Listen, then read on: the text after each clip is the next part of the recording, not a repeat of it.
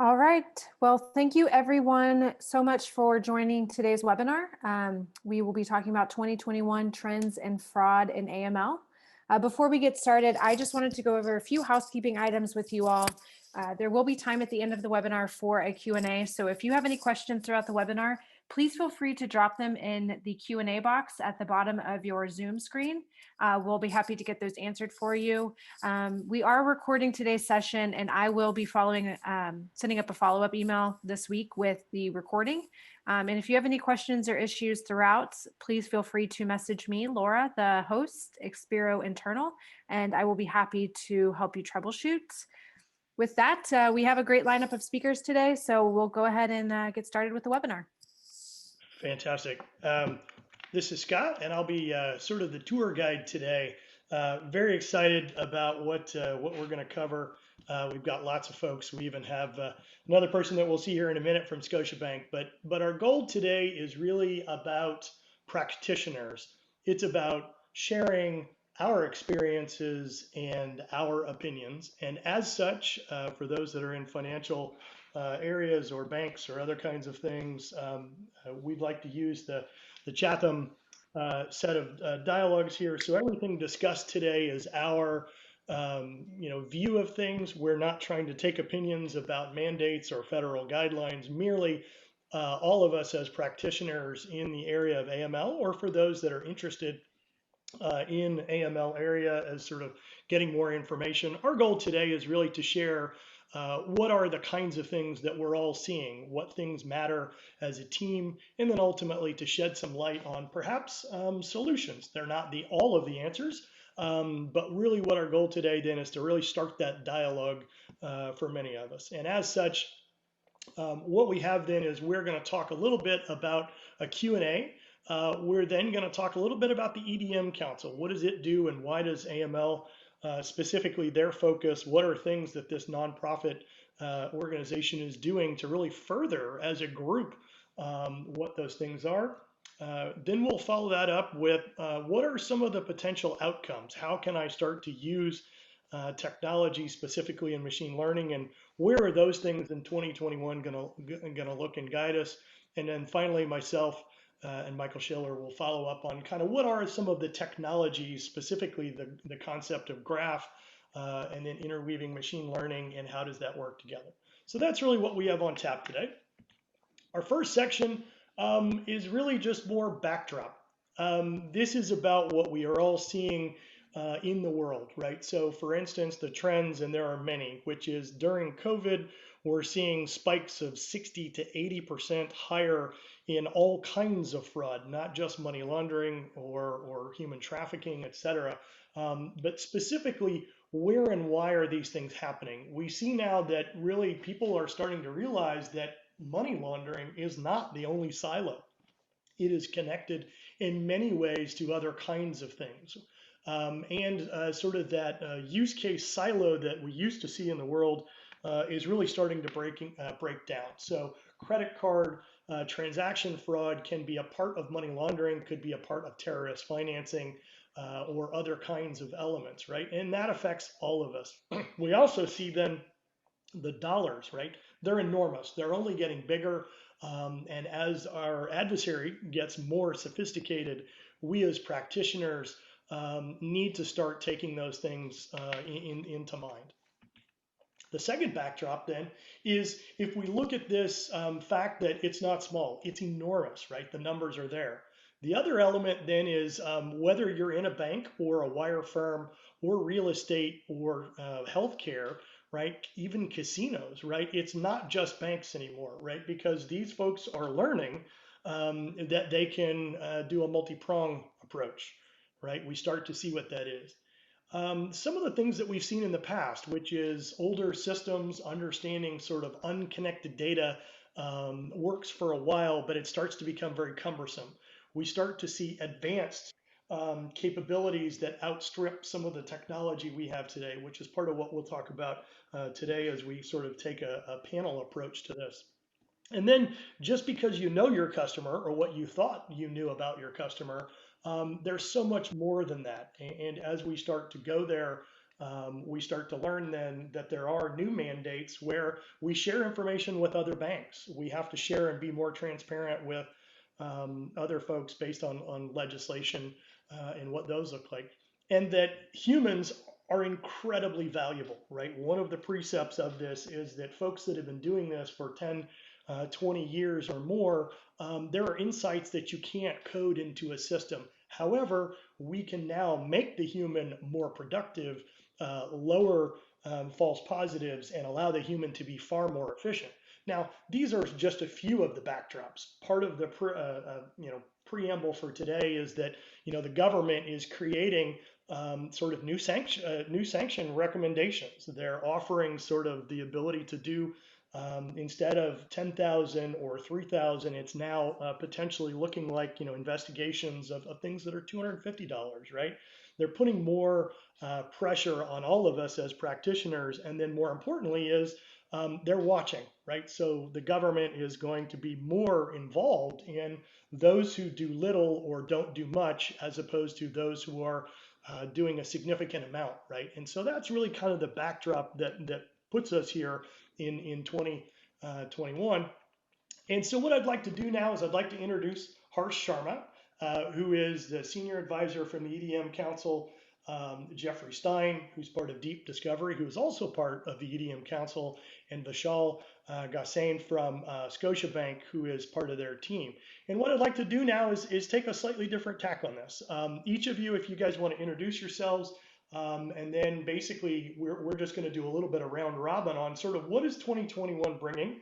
I have a series of sort of backdrop questions here that we'll walk through. So with that, Harsh, you want to introduce yourself? Sure. First of all, Scott, thank you for the opportunity to be here.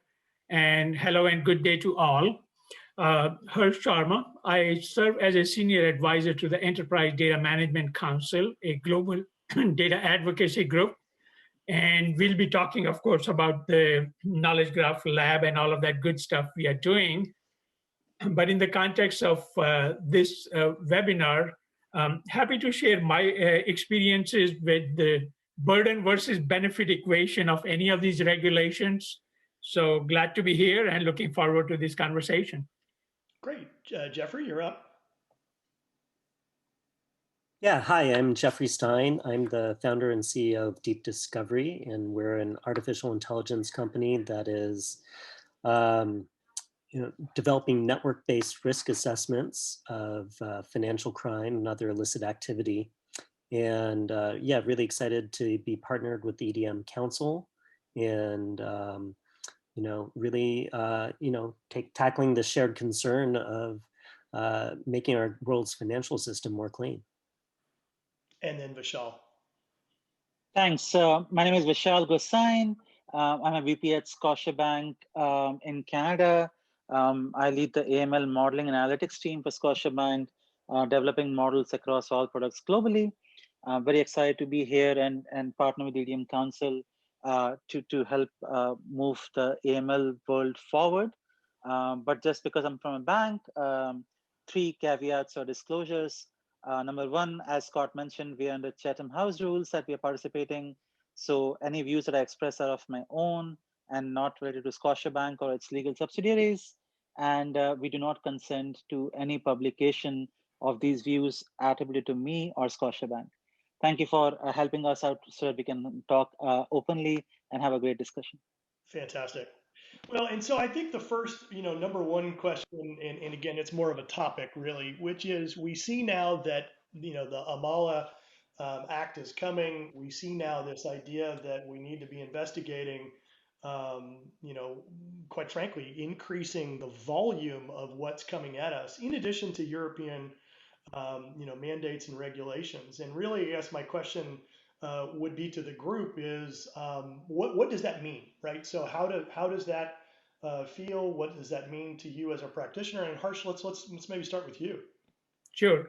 So Scott, this is how I look at it. Although I'm not a legal expert, but having supported many of the regulatory obligations across the financial institution, I always look at the makers and consumers of regulation and the burden versus opportunity lens. That's how I look at these things.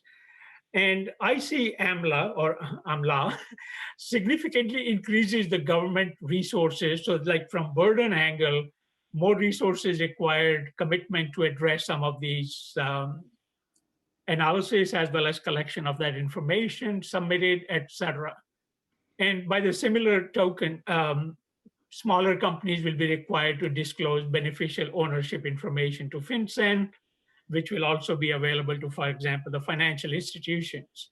But if you look at it from the opportunity lens, it also talks about a pilot project for sharing the SAR data across international borders. And there is also an opportunity to address some of the inefficiencies in the SAR filing process, perhaps also an opportunity to leverage machine intelligence, knowledge graphs, data standards. And in that context, I just wanted to share briefly that there are not-for-profit organizations already looking at this topic. For example, openownership.org, and we are working with them in the council regarding how do we bring transparency to the beneficial ownership across the world and make it easier to access the high quality industry standards-based connected data and peel the onion further in terms of who owns, controls, and benefits from these companies. So I see that as like, certainly there is burden, more reporting requirement, investment of resources, et cetera, as if the financial institutions are not already spending a lot of effort, time, and money on this, but also perhaps an opportunity to collaborate with the makers of the regulation in a way that everybody benefits. That's how I look at it. That's great. And then Jeffrey, maybe question 4 and question 3 to you, which would be, given now this sort of more scrutiny, and then, we start looking at know your customer and how adverse media can affect that, what is your thought on sort of those aspects as well? Oh yeah, I mean, so there's an ocean of data on the web these days, and there's a lot of secrets basically hiding in plain sight, basically obscurity, hiding in obscurity and complexity of networks of companies, networks of shell companies. And adverse media is a really valuable source because a lot has been reported upon about known crime figures or suspicious actors. And so it's a matter of systematically mining that. There's existing services for that, but it needs to go beyond just a simple keyword searching. And so really connecting people together in network analysis. And this is where knowledge graphs are so powerful. And the initiative of the EDM Council around the Knowledge Graph Lab is so valuable. Fantastic. And then the last one, Vishal, is really, all of this sort of backdrop means that you as a practitioner, all the ones we have listed here, whether it's KYC screening or human in the loop, tell us, maybe your thoughts around sort of, what that looks like. Yeah, no, absolutely. As we think about 2021 and beyond, I think one big underscoring theme is, money laundering is becoming more sophisticated, and therefore, as practitioners, we have to leverage more and more machine learning and artificial intelligence to keep up with that sophistication. And to that end, I think one thing which will become more important is how do we leverage our key resources vis-a-vis data, which is becoming more and more extensive as we get more and more data from a customer from a variety of resources, including digital, external, or internal data sources. How do we leverage that very effectively, build machine learning models or artificial intelligence models to ensure that we can capture anomalies which are money laundering transactions, but also importantly, under the supervision or a sandbox defined by a human, so that we understand what we are going after, what we are getting from the models, and our interpretation of that in terms of how do we file either suspicious transaction reports or enhanced due diligence or any other issue from that matter. So, judicious use of AI and ML is obviously very important. And then, as we take one step further and see if there's anything more we can do with respect to data, I think one thing that everybody is becoming increasingly familiar with is how do we ensure that we can start sharing data while respecting consumer data privacy and the existing legislations, but perhaps share data in a way that enables the financial institutions to understand a customer's holistic transactions and in the financial system, and therefore better detect money laundering.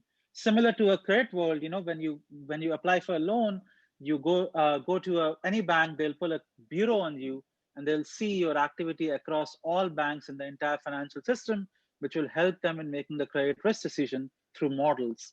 A similar approach here, where how do we kind of share data amongst financial institutions to enable that while respecting data privacy and legislations. And that's where I'm very excited, as I'm sure Scott we'll talk more about it in terms of how do we use privacy enhancing technologies and technological innovations to get to that goal. But I'll take a pause there. Does that make sense? Yeah, absolutely. Well, and it sounds like from all three of you, increasing the accuracy, lowering the false positives, and quite frankly, increasing the volume with technology. I guess back to you, Vishal, is do you think those have changed from 20? I mean, those are usually the sort of the usual suspects for 2020. Do you think those have changed or just more emphasis on those now? Yeah, no, I think it's more emphasis, right? So like if you think from a modeling angle, and if I think as a data scientist, the problem is how do you optimize effectiveness and efficiency of your models? Effectiveness as measured by true positives and efficiency as measured by reduction in false positives. So said more simply, how do you maximize true positives and minimize false positives? Now, I'm not going into false negatives and those problems because that can become a 1-hour discussion for some other day. But that's in essence what we are trying to do. First and foremost, increase the effectiveness, and then while holding effectiveness constant, try to find the most optimal efficiency that you can. Because if we generate less alerts which are better quality, then we can definitely make sure that investigators are focused on the right alerts and therefore file the right reports. So I think the focus has always remained the same, but as we get the benefit in the coming years of more and more data, the leveraging of machine learning techniques will become more and more prevalent, and therefore the problem will become more and more mathematical, while ensuring, obviously, like I said, that the sandbox is appropriately defined to identify the right business risk. Does that make sense? Absolutely. Okay, well, thanks so much, distinguished panel. What we're going to do now is we're going to shift gears a bit. We're going to hand the microphone back to you, Harsh, and then really, let's hear now. So now that we kind of know what the backdrop is, let's hear what the Edm Council is doing specifically around AML and what graph technology can help with. Sure, Scott, thank you. So I'm hoping that many of you have one or the other way learned a little bit about Edm Council somewhere, but just in case, just to level sync. So the council is a member-driven not-for-profit organization, has been around since 2005, 250 plus organizations globally, members. And its mission is really to promote the practice of and make sure that our members get value in terms of best practices for data management or through some of the standards. Some of you might have run into data management capability assessment model, DCAM, and also in the financial industry, FIBO, financial industry business ontology, which we call the language of the Wall Street, if you will. And of course, the council also does a lot of research and benchmarking in terms of in the world of the data management. A lot of regulatory bodies are engaged in the council work. So it's really a mutualized value, collaborative global ecosystem. Next slide, please. Thank you. As you can see, there's a whole variety of organizations, although there is heavy leaning towards the financial industry. And this is not even a complete list, but just wanted to give you an idea who participates in the council. Next slide, please. Thank you. So we started this open knowledge graph shared lab Q1 last year. And the goal was for our members to understand what's a knowledge graph, what can it do for them? and focus on promoting the adoption of mutualized value, but knowledge graph driven business use cases. And of course, develop a sustainable funding model to continue mutualized development. And it's a global ecosystem, as you can see, enterprise consumers. And although we are heavy FS, we are getting a lot of interest from non-financial services, such as pharmaceuticals, automotive, other industries. Of course, system integrators, graph technology makers, and commercial marketplaces for data and utilities are also getting interested in this global ecosystem because they see a mutualized value here. Next slide, please. Thank you. If you can build it. So our first use case based on the members' feedback was, why don't we demonstrate how knowledge graphs can change the game in the world of anti-money laundering? I'm not going to bore you with the business challenge. Scott, you have already highlighted this. The numbers speak for themselves. But one data point, in spite of all this money spent, in terms of enforcement, is barely 1%. That tells you the picture, the story. So we felt that we have opportunity to demonstrate how AML knowledge graph, entity intelligence graph, can help improve customer onboarding, more dynamic and intelligent due diligence. Of course, as Vishal also pointed out, how do we improve the financial crimes investigations? And overall, how do we mitigate or lower the risk of dealing with bad actors? That's what we saw as the opportunity. In terms of who is participating, it's a bit dated now. We have almost 80 different organizations globally, different participants, but it's led by the subject matter experts, folks who have been doing 10, 20 years of financial crimes investigation, AML operations, et cetera. They're driving the scope of this effort. And of course, we also have guidance from AI investigative journalists, my friend Jeffrey here, who's been guiding us from how do we harness the power of adverse news media, et cetera. So what are we delivering? We decided that instead of just producing more PowerPoints, in 90 days, let's develop a prototype, leveraging open data sets. For example, open corporates. They're a corporate registry. They contributed their entire data set for this exercise. About 183 million legal entities, 140 million or so directors, board of directors type of information, some signals data. So we leverage their data. And of course, thanks to the graph vendors such as Tiger Graph, Neo4j, others, they contributed their tooling. So what we have done is we have developed this prototype where we have a entity network graph schema.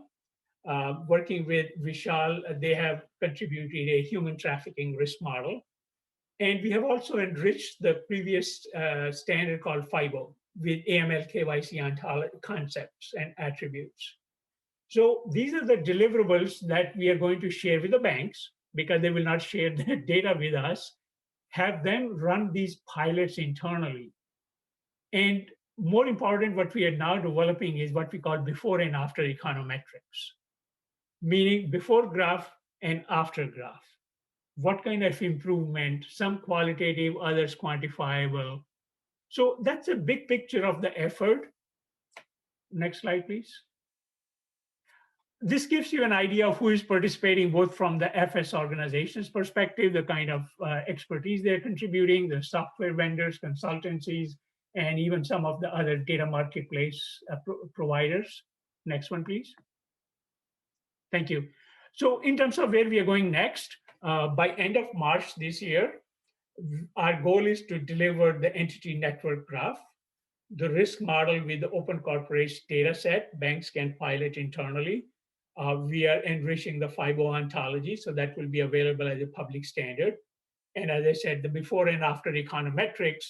And thanks to Vishal, we are also in conversation with Azure Confidential Computing Platform folks. Can we leverage their platform to demonstrate inter and perhaps also intra-bank data sharing and be able to optimize some of the risk models?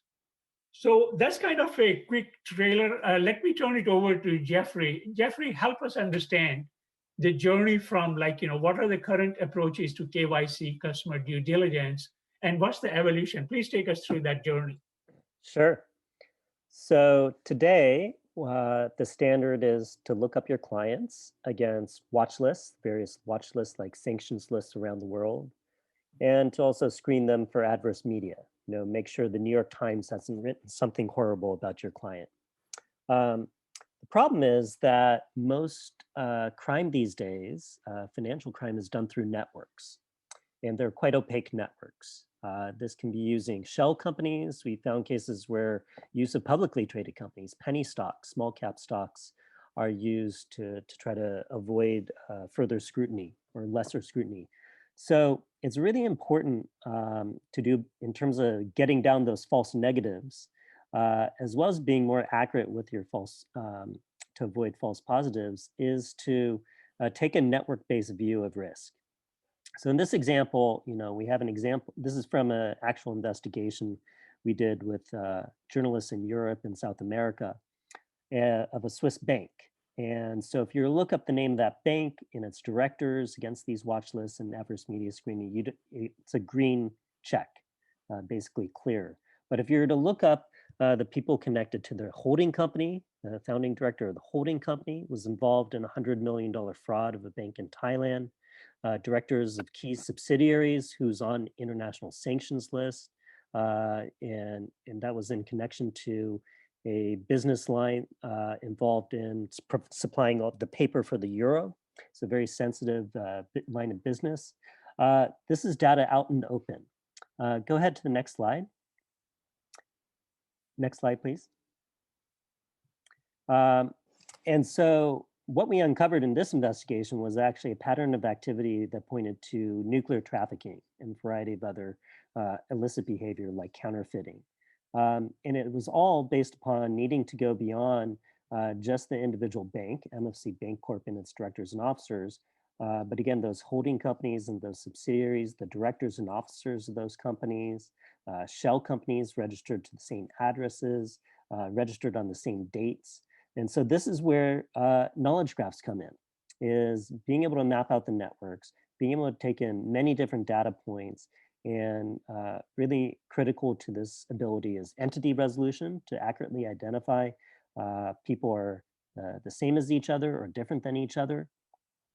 For example, by looking at co-directorships, pairings of people can help disambiguate identities, sharing of addresses, the timing of when entities are registered, and also applying machine learning here. And we're applying machine learning not just on structured data sources over the network, but also the adverse facts found in open source news articles, as well as legal case filings around the world.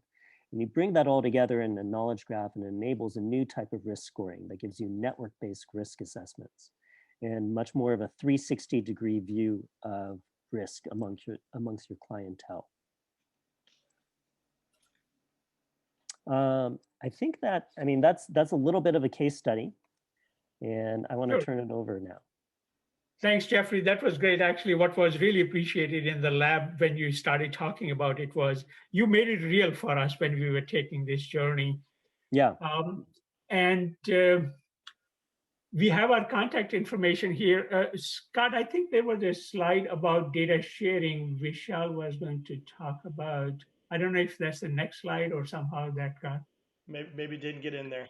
Yeah, never mind. That's okay. So I think hopefully that was helpful in terms of what the council is doing and different participants adding value. Of course, we share our contact information here. So folks, if want to reach out to us, feel free to do so, and we'll welcome your input and participation. With that, back to you, Scott. Yeah, you bet. Well, I think one of the things for everybody on the call is that, look, this is a team. The village is working here, and I think that what Harsh and obviously what Vishal and Jeffrey are talking about is this group is much larger and much deeper. Couldn't possibly do it in a 15 or 20-minute review today, but it's out there for you, and we highly recommend that. I think what we'd like to do next is talk a little bit now. Let's pull on some of the strings that Jeffrey sort of laid out. Was you've seen it now. It's complex. It's like the movies where you have the red strings on the board, but we can do better. And that, I think, is really the next section, which is in 2021. How does this now ingredient list of let's take a complex connected graph, let's take the ingredient of machine learning, and don't forget our human, right? Our human is very important and very knowledgeable, but how do I create that recipe with visualization to go do that? And with that, I'll hand it off to you, Graham. Scott, gentlemen, thank you for the excellent introduction here. I do want to touch on 4 different aspects of what is coming next in the AML space and in various fraud detection use cases. There are quite a few different types of fraud, as we all know, and here are some of those laid out with their respective detection methods there on the right. Breaking that down further on the next slide into what we call the tree of pain here is the objective related to each one of the fraud use cases and how those affect the business at the top level. For this section, I'm going to dig into one specific type of fraud as a means of communicating what is coming up in 2021, especially in terms of technology, and that is using the combination of graph, machine learning, visualization, and keeping our users in the loop. We've heard a couple times today that keeping domain experts, those human fraud investigators in the loop with the technology, learning alongside with the technology is critically important. And it's a big jump that is taking place now and gaining a lot of investment. And we think it's the big thing here in 2021. So the 4 bullets here are the 4 up and coming pieces of the puzzle in 2021 for fraud detection. That is specifically the real-time monitoring of your systems to understand how they are performing, the deployment characteristics of technology that allow fraud detection teams and technologies to update those systems in real time, the ability to respond in that active learning bullet point to changing operations as they occur to your business. As we all know, fraudsters continually evade our detection methodologies, and we have to respond in kind. And the final one is the understanding of why systems, why technology is making the choices that it's making so that we can communicate those explanatory reasons to our domain expert users. When we do these 4 things, you can see the result here.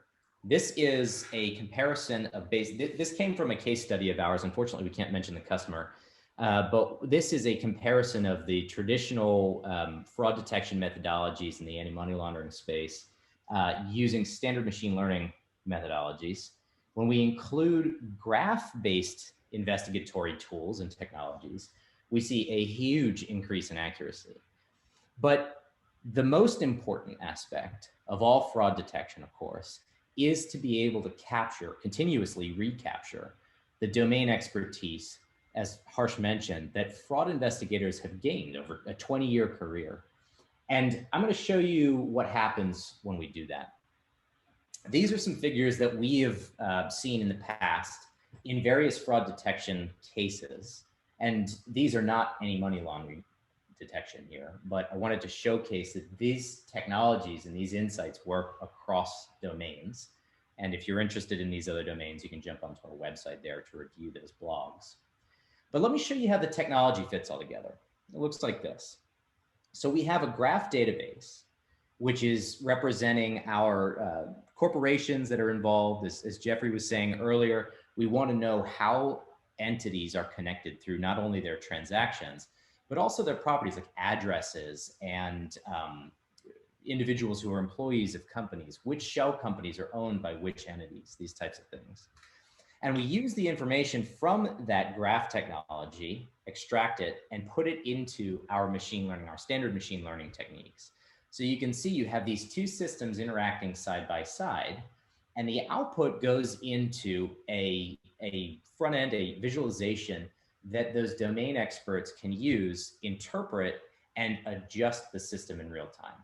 So in boxes and arrows, the system comes together as we're showing on the next slide here, where we have different detection methodologies. At the top, we have some graph methods, we have some machine learning methods, and we have the known business logic that we've been using as organizations for decades. We combine those detection methodologies and we evaluate how good they are in composite across what we know has happened in history through our data that we've been aggregating for years. And we expose the reasons which the system is making its decisions to those fraud investigators, as I just showed on the front end. And we allow those users to say, system, you have made a good decision there. I believe this, I trust it, and I think you're right. Or conversely, they could say, no, that's a bad recommendation. Actually, because this customer has an email address that we've already flagged, we need to go adjust that system. So this is what it looks like in the front end. The next couple slides show you some examples. So here we have just a stack rank list of some recommended transactions to reject. The next slide, we're showing some interpretability characteristics which say, hey, fraud investigator, the reason that the system is telling you that there are potential fraudulent activities in this case is related to its connections inside of that graph. Maybe they're geospatial, maybe not. And digging deeper in on the next slide, we show the connections in the graph there to other known transactions and other known entities, so that those fraud investigators can go and make a decision on their own, whether or not they want to trust the technology or not. And on the final slide coming up here of the user interface, we have the actual screen here, the actual tools that the fraud investigator, the fraud analyst would use to allow to communicate back to the system whether and how the recommendation is provided is good or bad. And there are plenty of examples of that, and Scott will walk through this stuff in the demo momentarily.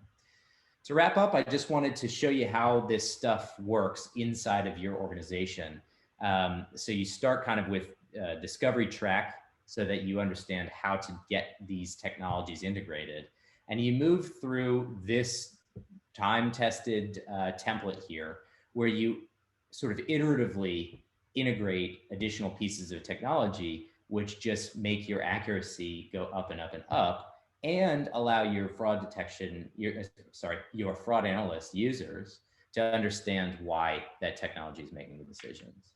We have one more slide here at the end, and this is just yet another representation of how we've deployed solutions to understand, to allow users to interpret complex systems, some including machine learning, some not, some including graph, and some including the combination of all of those technologies.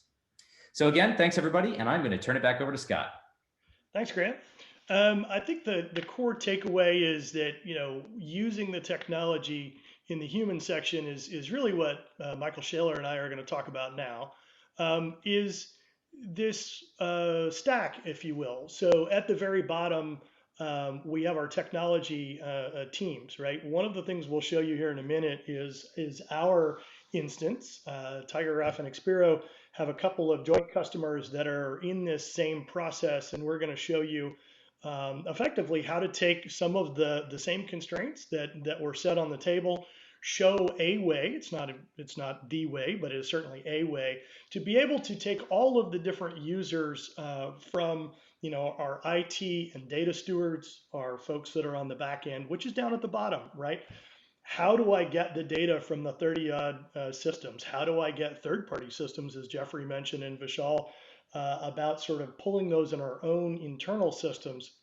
And how do I create a data model? How do I link the data, find out relationships, those kinds of things, et cetera? So those are our users at the bottom. And our friends at TigerGraph have a fabulous tool for the super user, if you will, for data modeling, writing core algorithms, as we'll see here in a minute. But then I start to move up the stack. So now I get perhaps a business or investigation analysts. I may have separate pods of these teams where they are working, as Graham showed us in his slide. They may be working on credit card, one may be working on AML, but they're on a need to know basis. Those folks can't tell each other what their investigations are. Maybe they're connected, but maybe they're not. But how do I build a system that allows a layperson to combine the learnings, create new alerts or rules that could be either watch list kinds of alerts or true SAR related alerts, etc. Then as we go up the stack now, we have investigation teams. We may have 2 to 3 person pods that again need to work with the other folks at the lower level. Perhaps they don't. Perhaps these folks, as they build their investigation, they need to connect the dots, if you will. How do we let them have the power of the visualization and the algorithms and all the great machine learning that Vishal's team is doing out in the field and that Graham mentioned on how to do that? And then perhaps we may even have alert and case management. Now, one of the other things that we see a lot is, look, as practitioners in banks or non-banks or wherever you are, you've been doing this for years. You have every system under the sun, from a SQL system to existing larger third-party Actimizes and cyber sources and Oracle investigations, et cetera. We typically see a bolt-on. So how do I use this new power in existing environments? And again, that is one of the things that we do almost every day. And then as I go up the queue, if you will, I have my line of business and my executive. So how do I tie all of these users together? And the answer then is I need to do not only that, but now I need to find it, solve it, document it, learn to prevent it, right? How do I do what if models and then insert it back into the model, as Graham says? And now, given the fact that the different legislations, I have to do more with less, right? So I now have 10 times as many potential alerts that I have to wade through to get this done. And a programmatic approach is what we believe is part of the right answer. So with that, why don't I switch over to the demo? And Michael, as I walk through this, why don't you, I'll throw you some questions here as we get through this. But in our first instance, here is an example of a dashboard. What you can see now is I could be a line of business or an executive, and I can see things like trends. How many alerts are coming in? I can see things like escalation rates. How fast are these converting? And then more importantly, how do I do caseloads, right? These don't typically come in without knowing a region. And so I have the ability now to drill in. I can go look in certain sections here and go through those, right? But again, when I come through this now, if I want to go look at, call it the United States, to go look at these things, Michael, what kinds of things does TigerGraph start to set up for us on the back end as we jump into this? Well, one of the things the behind the scenes, what's happening here is you're leveraging these inputs as predicates to the query. So we're actually writing queries in the back end, live queries that actually ask the graph, where are things happening and what is the nature of that? And so we're seeing, the alerts by region actually triggering insights and findings that are about how we can connect the dots from a region to other outcomes. Okay.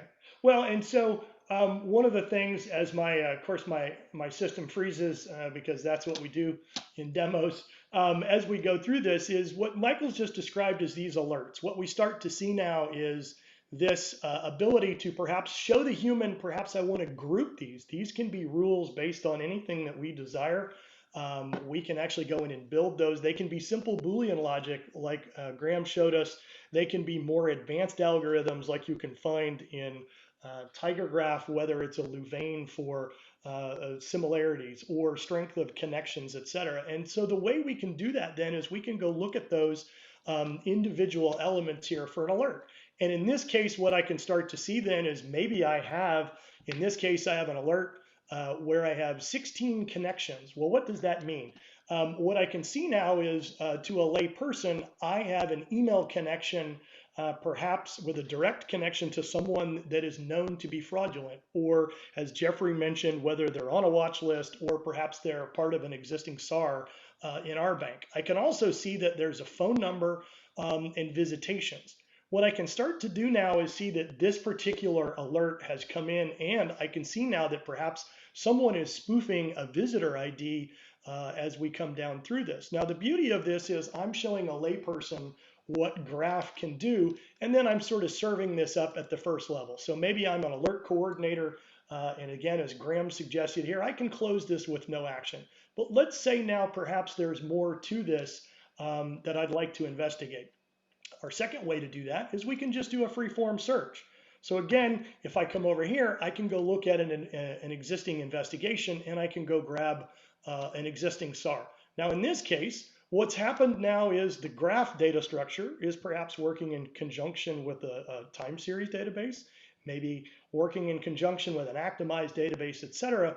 But as I see this, I can see a couple of things. I want to look for risk. Where is my risk? I can see it down here on the bottom where I can see a red dot. Now I see that the score is an 81. Well, that's a pretty big one. I can also see some color treatment here. So my individual, Parker Birch, appears to be connected to this particular SAR in this way. And what I'm doing now is I'm just simply pointing and clicking, right? What I'm identifying now is a slowly unwinding or enlarging space that, again, what Jeffrey showed us was that large sort of string diagram.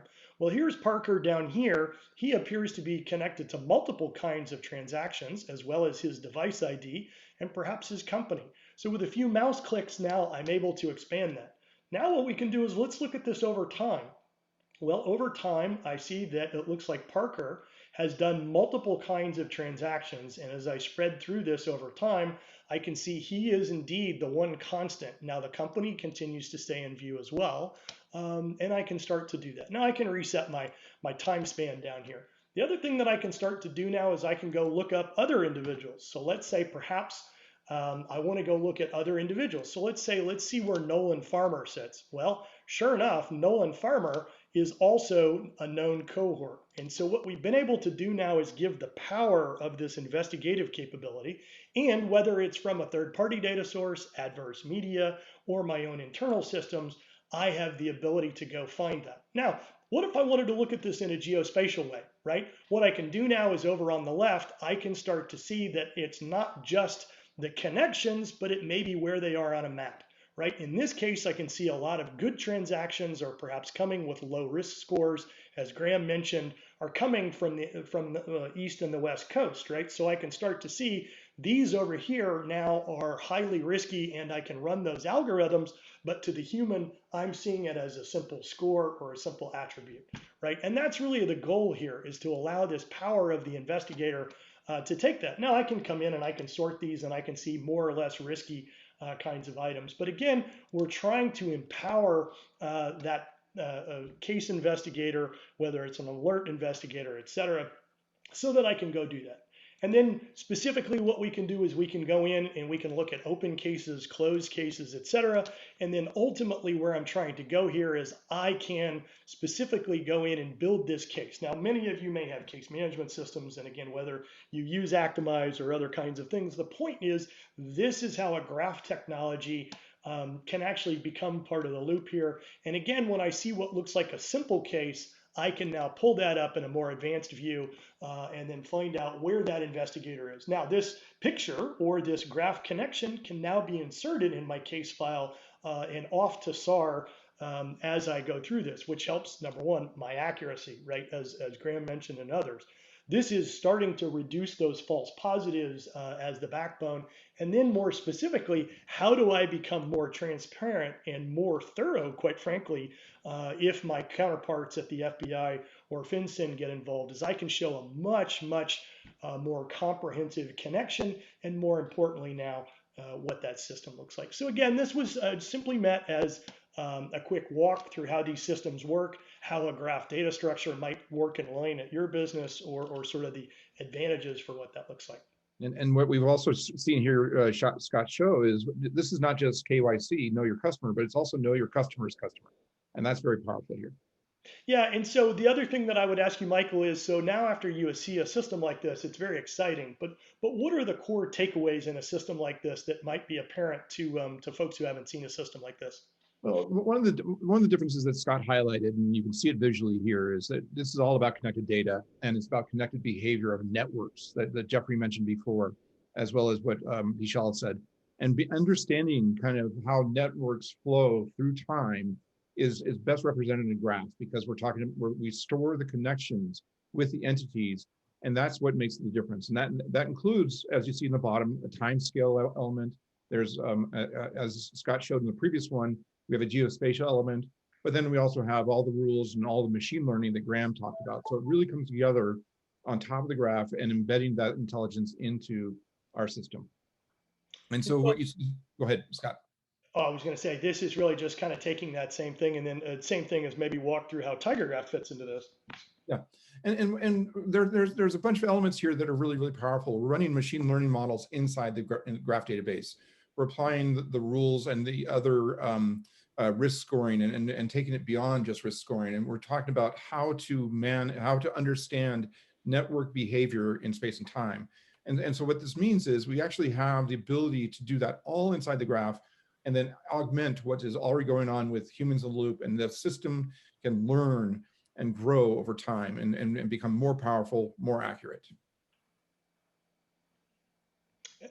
And then why don't you maybe talk a little bit about sort of how we can do these kinds of things, and then I'll let you talk through sort of what Tiger Graph sort of brings to the table. Okay, so when Tiger Graph and other platforms engage with partners like Expero, what we do really, really well is we were able to start with the right architecture and build the data pipelines and build and have the right data engineering on the front side. We also need to make sure we choose the right methodologies. That means we leverage what already exists if you have existing systems like CyberSource or Nice Actimize, you can actually augment and amplify the effectiveness and correctness of those systems with graph connected data. And that means that we can also then extract features for external machine learning, like Graham said. We can do in-graph machine learning. As Jeffrey pointed out, if the open web is a sea of hidden data, we can actually get insights through machine learning, and I'm really excited to see what Jeffrey's team is going to be able to do there.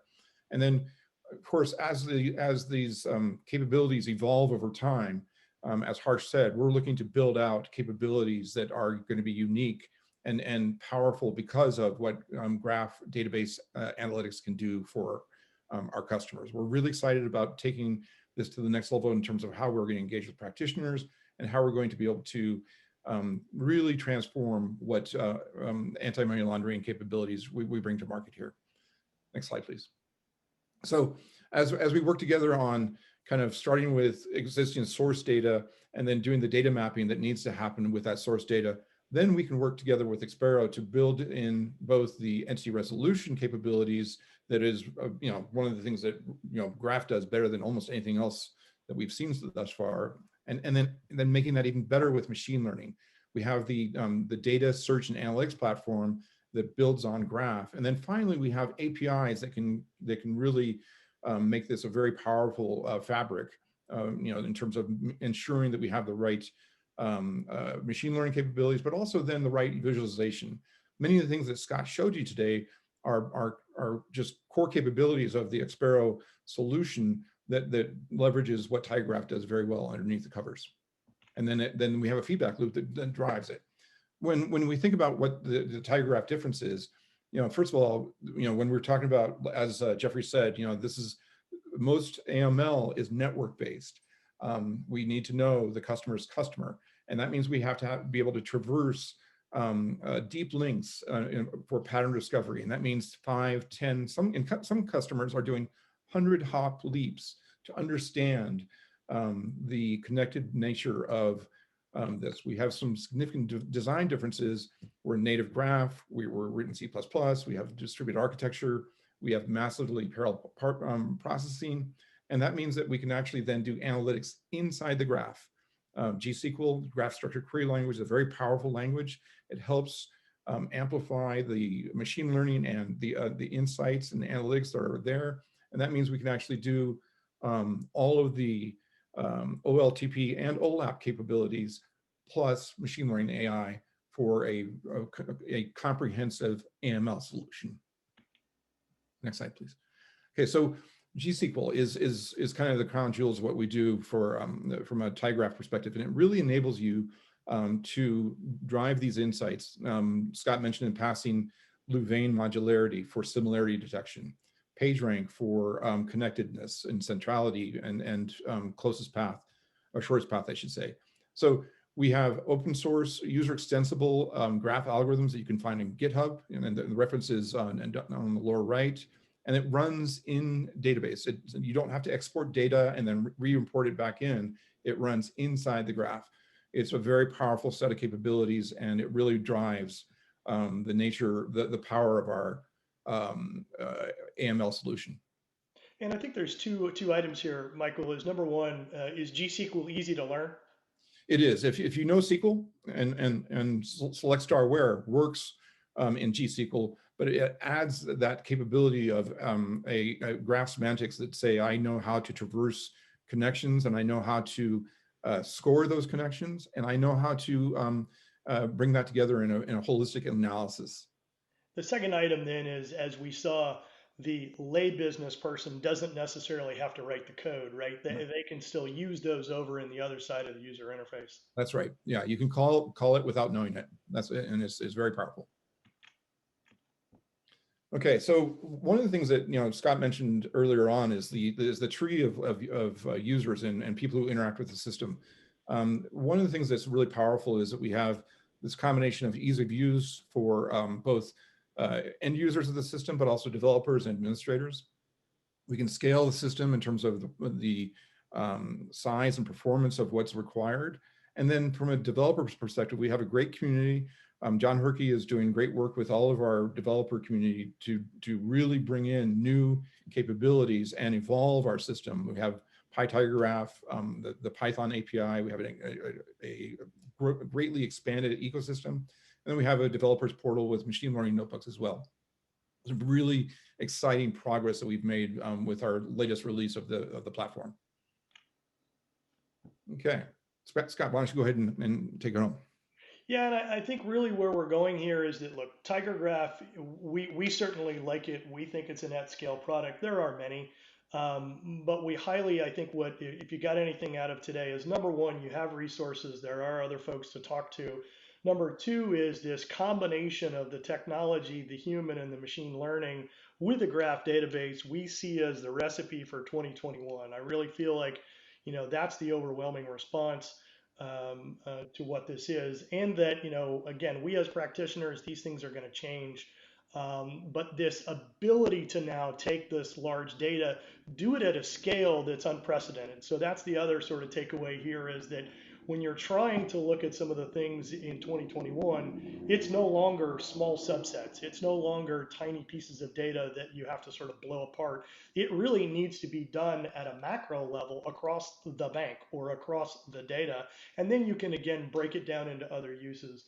But the other sort of two takeaways then is the visibility, usability by laypersons, and then that user in the loop, I think, are the core components. So with that, we would like to thank everybody for coming today. And then Laura, I've got a couple questions that came in to me. And then if you got any questions, we can open it up for questions. Thank you, everybody.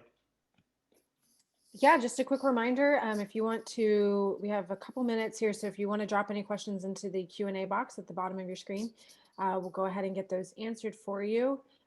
If not, I will be sending out the email with the recording. So if you have any questions that come to mind after the webinar, I can answer them that way as well. Okay. First question I have is actually for Vishal. Could you sort of just give a quick background of your experience on the Edm Council?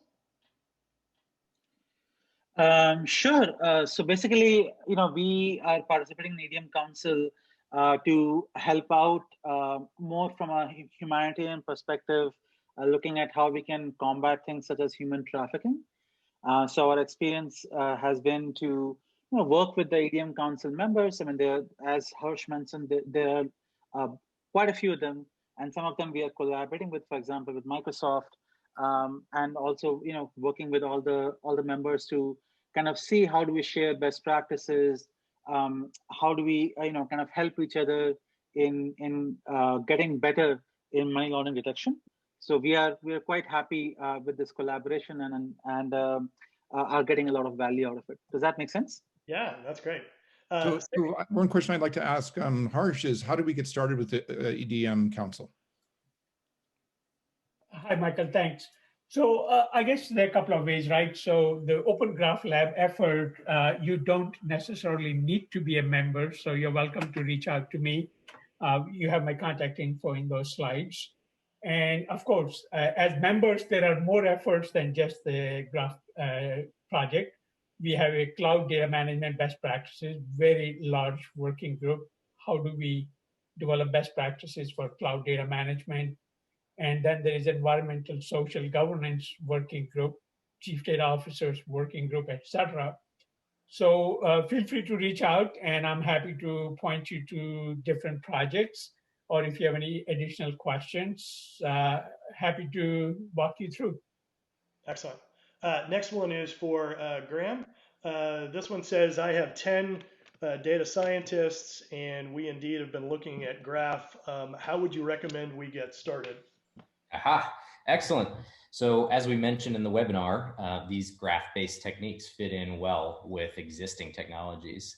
So feel free to reach out and we can go through the specifics, but the short version is all you need to do is build a quick Tiger Graph database and then output graph features straight from that using their integrated endpoints written by queries. Fantastic. Laura, those are all the questions I had. Any other new questions? Nope, that was it. Thank you all again for joining today. We look forward to further conversations with you and the next round of this. Thanks, Thank you. Thank you, Thanks, everyone. everyone. Bye.